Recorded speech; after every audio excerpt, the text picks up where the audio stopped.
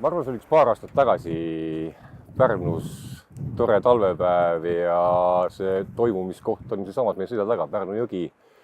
Ja siin minu selja taga ongi üks 50-60 kalameest jää peal, püüavad aktiivselt kala ja mina olin tol hetkel kontoris, kui kuulsin raadiojaamas häält, et Pärnu jõe peal vajatakse abi, et keegi vehib kätega, et tõenäoliselt on hädas. Kuna jõe peale merepääste ei reageeri, siis nagu Päästeamet läheb, aga kutsub ka meid appi tavaliselt.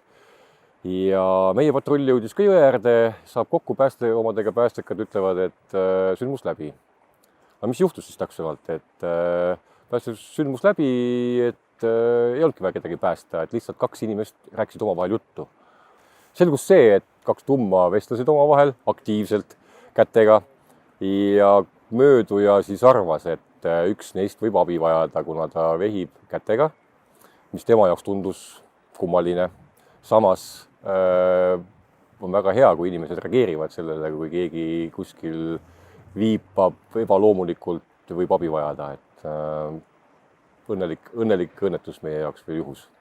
Lugu või juhtum oli väga õnneliku lõpuga, aga alati enne kalale minekut oleks hea teada neid asju, mida jääl teha ja mida kaasa võtta.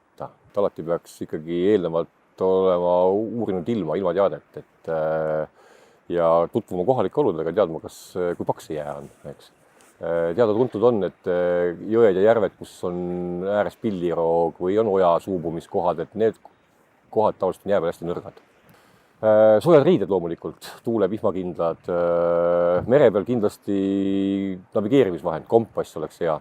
Veel parem, kui sul GPS on. Tänapäeval nutitelefonil kõigil GPS-id peal, et siis laadid oma siuke äpp alla, et sa udus või siis pimeduses oskaksid tagasi kalda peale tulla. Ei tee paha, kui sul on ka jäänaelad olemas.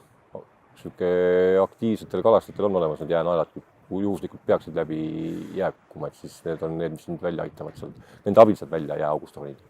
Kindlasti teatada oma lähedastele, et kuhu sa lähed oma kavatsustest, et näiteks Pärnu laht on suure lai, öeldakse, et mees läks Pärnu lahele kalale, aga kus kohas täpsemalt on ju, et väga raske nagu siis hakata teda otsima, kui ta hädas on, et jah, lähedasi teavitada ja laetud mobiiltelefon oleks väga hea abimees kaasas alati.